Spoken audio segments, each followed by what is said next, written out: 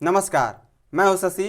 आइए झारखंड की टॉप 25 प्रमुख खबर जानते हैं। सरना आदिवासी केंद्र के जनगणना को स्वीकार नहीं करेगा गीताश्री। आदिवासी बचाव मोर्चा ने शिक्षा विभाग की ओर से स्कूली स्तर पर 3 से 18 वर्ष तक के बच्चों का डहर 2.0 ऐप के माध्यम से किए जा रहे जनगणना कार्य का कड़ा विरोध जताया है।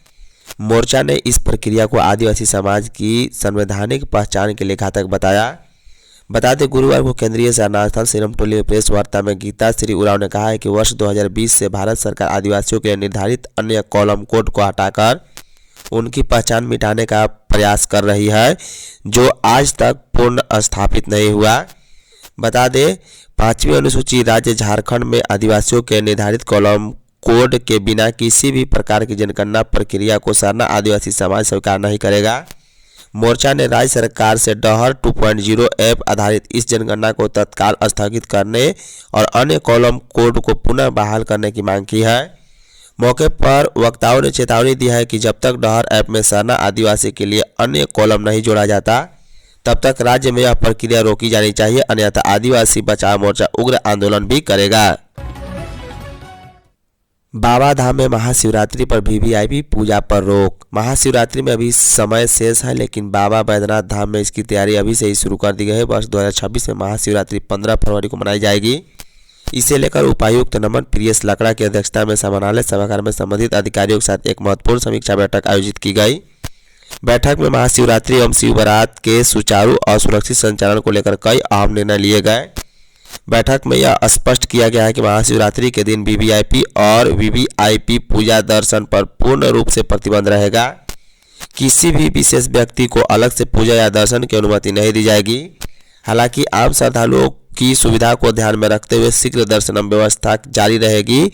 इसके तहत भक्त 600 रुपये का कूपन लेकर बाबा बैद्यनाथ का दर्शन और पूजा कर सकेंगे। बता दें, उपायुक्त ने कहा है कि महाशिवरात्रि के अवसर पर देश विदेश से लाखों श्रद्धालु देवघर पहुंचते हैं। ऐसे में सभी श्रद्धालुओं को बेहतर से बेहतर सुविधा उपलब्ध कराना जिला प्रशासन की प्राथमिकता है। स्वास्थ्य विभाग में 10,000 नियुक्ति जल्द। मंत्री स्वास्थ्य विभाग झारखंड सरकार की ओर से गुरुवार को रांची स्थित एनएचएम सभागार में बम्पर बहाली और नियुक्ति पत्र वितरण समारोह का आयोजन किया गया। बड़ी संख्या में डॉक्टर और स्वास्थ्य कर्मियों को भी नियुक्ति पत्र दिया गया। इस अवसर पर स्वास्थ्य मंत्री डॉक्टर इरफान अंसारी ने कहा है कि नियुक्ति प्रक्रिया निरंतर जारी रहेगी और नए वर्ष के पहले महीने में काफी संख्या में डॉक्टरों की बहाली भी की जाएगी। उन्होंने बताया है कि अन्य राज्यों से भी बड़ी संख्या में विशेषज्ञ डॉक्टरों ने आवेदन किया है, जिससे अब झारखंड वासियों को इलाज के लिए दूसरे राज्यों में नहीं जाना पड़ेगा और विश्व स्तरीय चिकित्सा सुविधा राज्य में ही उपलब्ध होगी। मंत्री ने कहा है कि आगामी 3 वर्षों में सभी मेडिकल कॉलेज पूरी तरह क्रियाशील होंगे और 10,000 नई नियुक्तियां जल्द की जाएगी। सभी सिविल सर्जनों को रिक्त पदों की अद्यतन सूची तत्काल भेजने का भी निर्देश दिया गया है। स्वास्थ्य मंत्री ने ब्लड और जेनेटिक डिसऑर्डर के लिए भी पहल की जानकारी देते हुए कहा है कि सभी जिलों में ब्लड सेपरेशन यूनिट मशीन के लिए 9 करोड़ रुपए की स्वीकृति दी गई है। जैक बोर्ड 9वीं 11वीं के लिए रजिस्ट्रेशन शुरू। झारखंड एकेडमिक काउंसिल जैक रांची ने शैक्षणिक सत्र 2025-26 के लिए कक्षा 9वीं और 11वीं के छात्रों के रजिस्ट्रेशन और एग्जाम डेट्स का कार्यक्रम जारी कर दिया है।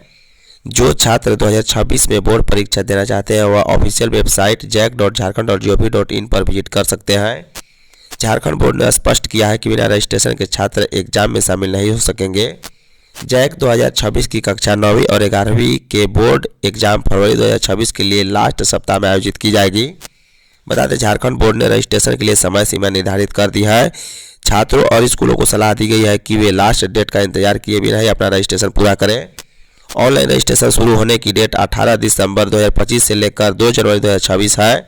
वहीं लेट फीस के साथ 3 जनवरी से लेकर 9 जनवरी 2026 तक है, जबकि एग्जाम की एक्सपेक्टेड डेट मार्च 2026 में रखा गया है।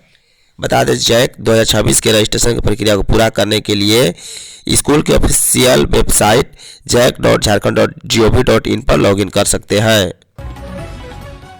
एसीबी ने 6,000 घूस लेते जामताड़ा से लिपिक को किया गिरफ्तार। एसीबी की टीम ने जामताड़ा जिला के झारखंड शिक्षा परियोजना के समग्र शिक्षा अभियान कार्यालय के लिपिक सौरभ कुमार सिन्हा को 6,000 रुपये घूस लेते रंगे हाथ गिरफ्तार कर लिया है।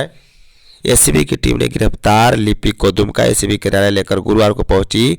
बता दें जामताड़ा जिला के समग्र शिक्षा अभियान कार्यालय के लिपिक सौरभ कुमार सिन्हा ने सीआरपी रास बिहारी झा जो नाला में प्रस्थापित है उनके 1 साल के मानदेय भुगतान को लेकर 8,000 रुपये की रिश्वत की मांग की थी।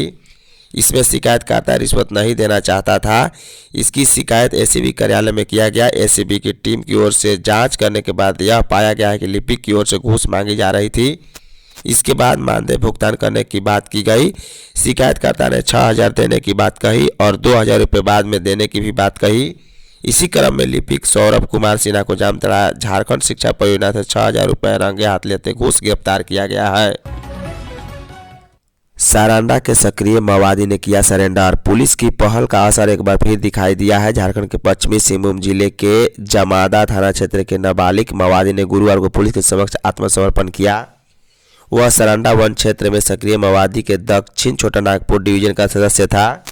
पुलिस ने उसके पास से एक 9mm कार्बाइन बरामद की है। जानकारी के अनुसार मात्र 12 वर्ष की उम्र में ही 2022 में रप्पा और गुंगा के बहकावे में आकर वह माओवादी संगठन से जुड़ गया था। बाद में वह कोल्हान और सारंडा क्षेत्र में मच्छू के नेतृत्व में काम करता रहा। बता दें माओवादी गतिविधियों के दौरान वह बांको विस्फोट लूटकांड, रेलवे ट्रैक ब्लास्ट और बांको आरएफ क्षेत्र में हुए आईडी विस्फोट में शामिल था। पुलिस के अनुसार नाबालिग समेत 70 से 80 माओवादी पिछले दिनों बांको स्टोन क्वारी से विस्फोट लूट की योजना बनाकर कैंप किए हुए थे। नाबालिग उस समय सेंट्री ड्यूटी में था और आसपास की सूचना माओवादी को देता था। झारखंड मौसम, कई जिलों में तापमान 4 से 6 डिग्री तक गिरा। झारखंड में ठंड ने अपना असर तेज कर दिया है। गढ़वा, पलामू, लोहरदगा और रांची समेत कई जिलों में पिछले 24 घंटे के दौरान हाड़ कांपा देने वाली ठंड महसूस की गई। हालात ऐसे है कि धूप निकलने के बावजूद भी ठंडी और तेजी हवा लोगों को घरों में रहने पर मजबूर कर रही है। इस मौसम में बुजुर्ग और बच्चे सर्दी, खांसी और सिर दर्द की समस्या से ज़्यादा परेशान भी नजर आ रहे हैं। मौसम विज्ञान केंद्र रांची ने कड़ाके की ठंड को लेकर अलर्ट जारी किया है। मौसम विज्ञानी अभिषेक आनंद के अनुसार अगले 3 दिनों तक ठंड से राहत मिलने की भी कोई संभावना नहीं। बता दें पलामू, गढ़वा, चतरा, लातेहार, लोहरदगा, खूंटी और रांची में न्यूनतम तापमान 4 से 6 डिग्री सेल्सियस के बीच रह सकता है। वहीं देवघर, गोड्डा और पाकुड़ जैसे जिलों में तापमान 8 से 9 डिग्री के आसपास की रहने की संभावना है। गिरिडीह से 2 साइबर अपराधी गिरफ्तार। गिरिडीह साइबर पुलिस ने साइबर अपराधियों के खिलाफ कार्रवाई करते हुए 2 लोगों को गिरफ्तार किया है। गिरफ्तार साइबर अपराधियों में जमुआ थाना इलाके के प्रतापपुर गांव निवासी रोहित शर्मा और रंजीत यादव शामिल हैं। उनके पास से 1 बाइक, 2 मोबाइल और 8 सिम कार्ड भी बरामद किया गया। बता दें साइबर डीएसपी आबिद खान ने गुरुवार को बताया कि पुलिस को गुप्त सूचना मिली थी। इसी आधार पर छापेमारी करते हुए पुलिस ने दोनों को दबोचा है। पूछताछ के क्रम में अपराधियों ने बताया है कि वे दोनों गूगल और फोन पे में कोई भी अनजान नंबर डालकर उस नंबर पर कॉल करते थे। उसके बाद लोगों को झांसे में लेकर उनसे ठगी करने का काम करते। साथ ही दोनों अपराधी ऑनलाइन गेम ऐप के जरिए भी ठगी करने का काम किया करते थे। झारखंड आंदोलनकारी संघर्ष मोर्चा 3 को आभार यात्रा निकालेगा। झारखंड आंदोलनकारी संघर्ष मोर्चा रांची जिला की बैठक डोरंडा स्थित कार्यालय में हुई है। बैठक में 3 जनवरी 2026 को मरांगोम के जयपाल सिंह मुंडा की जयंती पर मुख्यमंत्री आभार यात्रा निकालने का निर्णय लिया गया। इस कार्यक्रम में राज्य के प्रत्येक जिला से बड़ी संख्या में आंदोलनकारी भाग लेंगे। सभी आंदोलनकारियों से आह्वान किया गया है कि वे तीर धनुष, परंपरागत वेशभूषा एवं वाद्य यंत्रों के साथ लाल हरा मिश्रित झंडा लेकर आएंगे। निर्णय लिया गया है कि आभार व्यक्त करने एवं मुख्यमंत्री हेमंत सोरेन को सम्मानित करने के लिए उनके आवास जाएंगे। बैठक में पुष्कर महतो ने कहा है कि हम राज्य सरकार से मांग करते हैं कि झारखंड आंदोलनकारियों को राजकीय मान सम्मान, अलग पहचान, आंदोलनकारियों के बाल बच्चों के रोजी रोजगार एवं नियोजन की गारंटी करें। राष्ट्रीय शिक्षा नीति के अनुरूप सितंबर तक तैयार होगी 8 तक की किताबें। राज्य में राष्ट्रीय शिक्षा नीति एनईपी के अनुरूप कक्षा 2 तक की किताब तैयार होने के बाद अब कक्षा 3 से 8 तक की किताब तैयार करने की प्रक्रिया शुरू कर दी गई है। किताब अगले वर्ष सितंबर तक तैयार करने का लक्ष्य भी रखा गया है। जेसीईआरटी ने इसके लिए मानक संचालन प्रक्रिया तैयार की है। राज्य में एनसीईआरटी को आधार बनाकर किताब तैयार की जाएगी। राज्य के अनुरूप इसमें बदलाव भी किया जाएगा। बता दें किताब में झारखंड से जुड़े तथ्यों को शामिल किया जाएगा। कक्षा 3 से 5 के लिए प्रति कक्षा 4 किताब तैयार की जाएगी। इसमें हिंदी, अंग्रेजी, गणित व द वर्ल्ड अराउंड अस शामिल है। वही कक्षा 6 से 8 तक के लिए भी प्रति कक्षा 6 किताब तैयार की जाएगी। इसमें हिंदी, संस्कृत, अंग्रेजी, गणित, विज्ञान व सामाजिक विज्ञान विषय शामिल है। किताब तैयार करने के लिए राज्य के सरकारी स्कूल के शिक्षकों की सहायता भी ली जाएगी। राज्य के वैसे शिक्षक जिन्होंने पूर्व में भी किताब तैयार करने का कार्य किया है उन्हें प्राथमिकता दी जाएगी। राज्य में कक्षा 2 तक की किताब राष्ट्रीय शिक्षा नीति के अनुरूप तैयार हो गई है। वर्ष 2026 से बच्चों को राष्ट्रीय शिक्षा नीति के अनुरूप तैयार किताब भी दी जाएगी। बता दें कक्षा 9वीं से 12वीं तक के लिए राज्य में एनसीईआरटी के पाठ्यक्रम को लागू किया गया है। ऐसे में कक्षा 3 से 8 तक की किताब तैयार होने के बाद राज्य में कक्षा 1 से 12वीं तक की किताब राष्ट्रीय शिक्षा नीति के तहत जारी होगी। पेट्रोल पंप की स्ट्रीट लाइट में पढ़ता है बच्चा। जहां एक ओर आधुनिक सुविधाओं से सुसज्जित घरों में भी बच्चे पढ़ाई से दूर होते जा रहे हैं, वहीं दूसरी ओर एक मां ऐसे भी है जो अपने बेटे के उज्जवल भविष्य के लिए हर अंधेरे से लड़ रही है। बता दें कांके थाना क्षेत्र के रिंग रोड स्थित सुकुरहट्टू के चौधरी फ्यूल स्टेशन के स्ट्रीट लाइट के नीचे पढ़ते बच्चे और उसे पढ़ाती उसकी मां की है। जानकारी के अनुसार 8 वर्षीय बच्चे एलेक्स मुंडा के पिता का निधन 7 साल पहले ही हो चुका है। पति की मृत्यु के बाद मां नूतन टोपो पर ही परिवार की पूरी जिम्मेदारी आ गई। वर्तमान समय में एलेक्स सुकुरहट्टू के ग्रेटर रांची पब्लिक स्कूल में यूकेजी का छात्र है। सीमित संसाधनों और आर्थिक तंगी के बावजूद एक मां ने हार नहीं मानी। बता दें दिन भर पेट्रोल पंप में मेहनत मजदूरी कर किसी तरह जीवन यापन करने के बाद रात होती वह अपने बेटे को लेकर पेट्रोल पंप की स्ट्रीट लाइट के नीचे पहुंच जाती है, जहां रोशनी के सहारे वह अपने बच्चे को पढ़ाती है। डिजिटल लेन देन को बढ़ावा के लिए भीम ऐप दे रहा 20 का कैशबैक। डिजिटल इंडिया के अभियान को नई गति देने के लिए भीम ऐप ने अपनी स्थापना के 10 वर्ष पूरे होने पर गौरव से स्वदेशी नामक एक विशेष पहल की शुरुआत की है। इस अभियान का उद्देश्य न केवल डिजिटल भुगतान को प्रोत्साहित करना है बल्कि भारत के अपने स्वदेशी भुगतान प्लेटफॉर्म के प्रति विश्वास जताना भी है। गुरुवार को रांची को उपभोक्ताओं को प्रेस के माध्यम से इसका फायदा बताया गया। बता दें NBSL की प्रबंध निदेशक एवं मुख्य कार्यकारी अधिकारी ललिता नटराज ने बताया है कि यह पहल नए उपयोगकर्ताओं को डिजिटल अर्थव्यवस्था का हिस्सा बनाने की दिशा में एक बड़ा कदम है। उन्होंने जोर दिया है कि भीम ऐप पूरी तरह से सुरक्षित और सरल है, जो आम आदमी की जरूरतों को ध्यान में रखकर बनाया गया। इस अभियान के तहत नए उपयोगकर्ता को जोड़ने के लिए खास ऑफर भी पेश किया गया है। वर्तमान में जो भी नया यूजर भीम ऐप को पहली बार इंस्टॉल कर अपनी UPI ID बनाएगा उसे 20 रुपये या उससे अधिक के पहले लेन देन पर 20 रुपये का फ्लैट कैशबैक दिया जाएगा। हेमंत सोरेन की याचिका पर सुनवाई 15 जनवरी को। झारखंड के मुख्यमंत्री हेमंत सोरेन से जुड़े समन अवहेलना मामले में हाई कोर्ट ने अगली सुनवाई की तारीख तय कर दी है। ईडी द्वारा भेजे गए समन के अनुपालन से जुड़े इस मामले में दायर याचिका पर झारखंड हाई कोर्ट 15 जनवरी को सुनवाई करेगा। बता दें इससे पहले गुरुवार को इस मामले की सुनवाई हाई कोर्ट के जस्टिस AK चौधरी की अदालत में हुई है। सुनवाई के दौरान हेमंत सोरेन की ओर से अदालत में यह आग्रह किया गया है कि कुछ महत्वपूर्ण दस्तावेज जमा करने के लिए समय दिया जाए।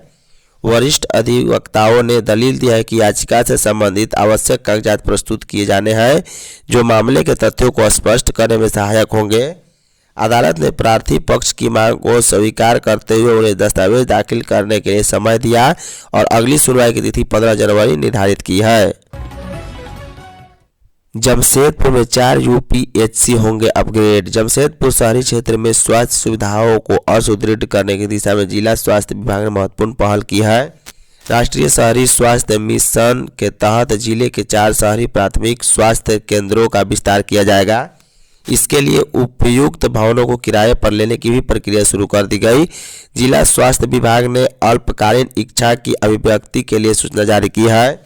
फिलहाल कई शहरी इलाकों में UPHC सिर्फ एक कमरे में संचालित हो रहे हैं, जिससे मरीजों को सीमित सुविधाएं मिल पा रही। इस कमी को दूर करने के उद्देश्य से UPHC के विस्तार की योजना बनाई गई है। पलामू में बहाली के नाम पर फर्जीवाड़ा FIR दर्ज। पलामू जिले में स्वास्थ्य विभाग में बहाली के नाम पर फर्जीवाड़ा और अवैध पैसे की वसूली का मामला सामने आया है। फर्जीवाड़ा करने वाले लोगों द्वारा स्वास्थ्य विभाग में नियुक्ति के नाम पर फर्जी नियुक्ति पत्र वितरण किया गया और सिविल सर्जन के नाम का सहारा लेकर अभ्यर्थियों से पैसे की भी मांग की गई। मामले के उजागर होने के बाद पलामू के civil surgeon doctor Anil Kumar Shrivastava ने मेदिनीनगर टाउन थाना में प्राथमिकी दर्ज कराई। बताया जा रहा है कि जिस मोबाइल नंबर से अभ्यर्थी को व्हाट्सएप कॉल और मैसेज के माध्यम से नियुक्ति पत्र भेजे गए और पैसे की मांग की गई, उसकी पुलिस तलाश कर रही है। गिरिडीह में एसीबी ने सीआई सुरेंद्र को 6000 घूस लेते दबोचा। गिरिडीह जिले के बेगाबाद अंचल कार्यालय में जमीन के दाखिल खारिज के नाम पर रिश्वत मांगने के मामले में भ्रष्टाचार निरोधक ब्यूरो धनबाद की टीम ने बड़ी कार्रवाई की है। एसीबी की टीम ने सीआई सुरेंद्र यादव को 6000 रुपये रिश्वत लेते हुए रंगे हाथ गिरफ्तार कर लिया और उनके सहयोगी दलाल मुकेश कुमार को भी पकड़ लिया है।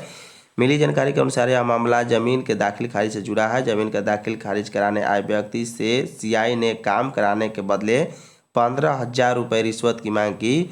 भुक्तभोगी ने इसकी शिकायत एसीबी से की थी। एसीबी की टीम ने गुरुवार को अपना जाल बिछाया और अंचल कार्यालय बेगाबाद परिसर से आरोपियों को परिवादी से 6000 रुपये रिश्वत लेते हुए रंगे हाथ दबोच लिया है। लोहरदगा में सजेगा क्रिकेट का महाकुंभ। लोहरदगा जिले में क्रिकेट प्रेमियों के लिए एक बड़ी सौगात के रूप में Baldev Sahu memorial T20 cricket Mahakumbh का आयोजन किया जा रहा है। इस बहुप्रतीक्षित टूर्नामेंट को लेकर जिले भर में जबरदस्त उत्साह का माहौल है और तैयारियां भी युद्ध स्तर पर चल रही है। यह भव्य आयोजन 10 फरवरी से लेकर 13 फरवरी 2026 तक आयोजित होगा, जबकि इसका शानदार उद्घाटन समारोह 9 फरवरी 2026 को किया जाएगा। बता दें, पूर्व सांसद एवं लोहरदगा क्रिकेट एसोसिएशन के अध्यक्ष धीरज प्रसाद साहू ने इसकी जानकारी देते हुए बताया है कि यह टूर्नामेंट आईपीएल की तर्ज पर आयोजित किया जा रहा है, जिसमें देश भर के नामी खिलाड़ी और क्रिकेट जगत के बड़े हस्तियां शामिल होंगे। उन्होंने कहा है कि लोहरदगा जैसे छोटे जिले में इस स्तर का आयोजन होना यहाँ के खेल इतिहास में एक नया अध्याय जोड़ेगा। हजारीबाग से पांडे गिरोह के 7 अपराधी गिरफ्तार। हजारीबाग पुलिस को बड़ी सफलता मिली है। बता दें, पुलिस ने पांडे गिरोह से जुड़े 7 अपराधियों को गिरफ्तार कर लिया है। यह कार्रवाई पुलिस अधीक्षक अंजनी अंजन को मिली गुप्त सूचना के आधार पर की गई। जानकारी के अनुसार एसपी को सूचना मिली थी कि चरही थाना क्षेत्र के इंदिरा जंगल में कुछ अपराधी हथियार और गोलियों के साथ किसी बड़ी वारदात की योजना बना रहे हैं। सूचना मिलते ही पुलिस ने तुरंत टीम गठित कर इलाके में छापेमारी की है। बता दें, हजारीबाग पुलिस ने संगठित अपराध के खिलाफ बड़ी सफलता हासिल करते हुए पांडे गिरोह के 7 अपराधियों को गिरफ्तार किया। यह कार्रवाई पुलिस अधीक्षक हजारीबाग को मिली गुप्त सूचना के आधार पर की गई। हजारीबाग एसपी अंजनी अंजन को गुप्त सूचना मिली थी कि चरही थाना क्षेत्र अंतर्गत इंदिरा जंगल में कुछ अपराधी हथियार और गोलियों के साथ किसी बड़ी वारदात को अंजाम देने की योजना बना रहे हैं। इसी सूचना पर छापेमारी की गई है। विश्वविद्यालय शिक्षक संघ ने 30 दिनों के ग्रीष्मावकाश की मांग की। झारखंड विश्वविद्यालय शिक्षक संघ जुटान ने राज्य के विश्वविद्यालयों की अवकाश तालिका को तर्कसंगत बनाने की मांग करते हुए कुलाधिपति का ध्यान इस ओर आकृष्ट कराया। संघ का कहना है कि शिक्षकों को बिना ग्रीष्मावकाश के नई अवकाश तालिका किसी भी रूप में स्वीकार नहीं होगी।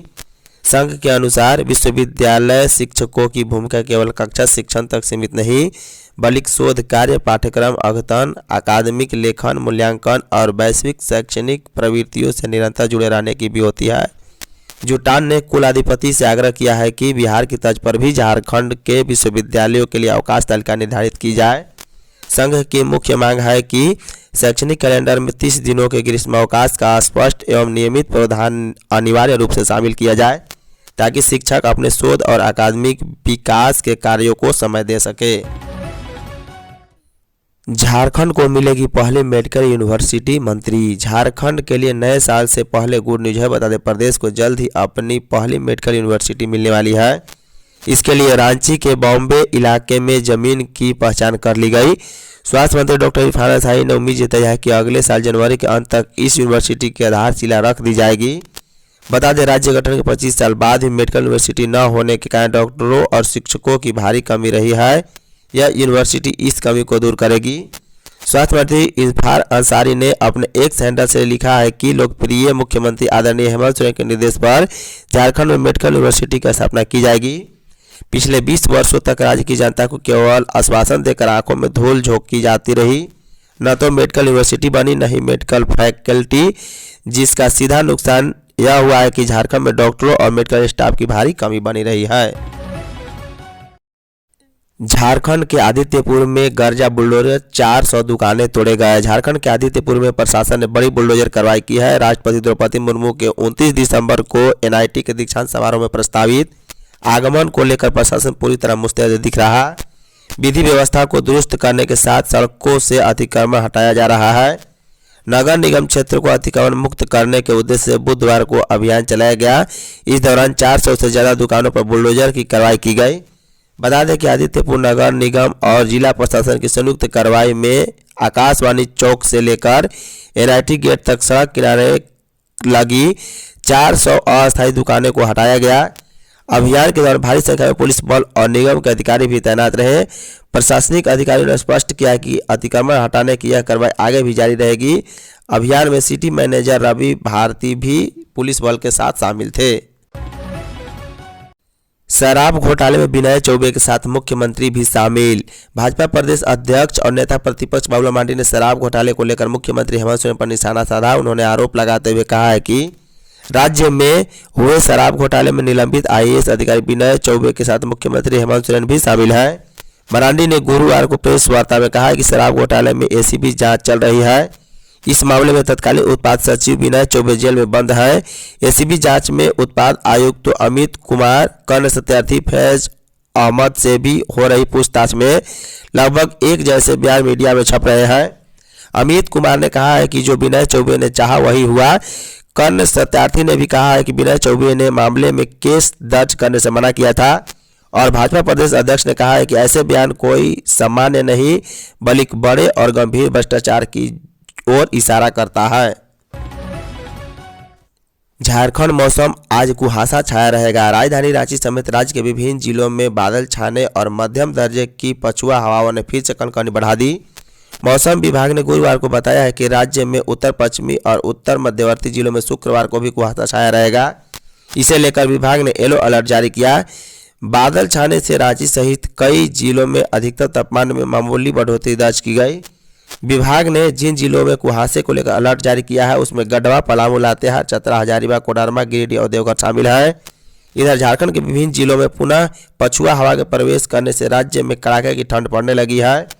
गुरुवार को भी रांची, खूंटी, लोहरदगा, रामगढ़, पलामू, गढ़वा और चतरा में दिन भर बादल छाया रहा। ईशान किशन की कप्तानी में झारखंड ने जीता खिताब। ईशान किशन की अगुवाई में झारखंड की क्रिकेट टीम ने सैयद मुश्ताक अली ट्रॉफी में नया इतिहास रच दिया है। टीम ने फाइनल मुकाबले में हरियाणा को 59 रन से हराकर पहली बार इस प्रतिष्ठित घरेलू T20 टूर्नामेंट का खिताब अपने नाम किया। यह मुकाबला इसलिए भी खास रहा है क्योंकि दोनों टीम पहली बार फाइनल में पहुंची थी। कप्तान ईशान किशन ने खिताबी मैच में शानदार शतक लगाकर टीम को मजबूत स्थिति में पहुंचाया और हरियाणा पर दबदबा बनाते हुए झारखंड को यादगार जीत दिलाई है। बता दें कि पुणे में खेले गए इस मुकाबले में झारखंड का प्रदर्शन हर विभाग में शानदार देखने को मिला है।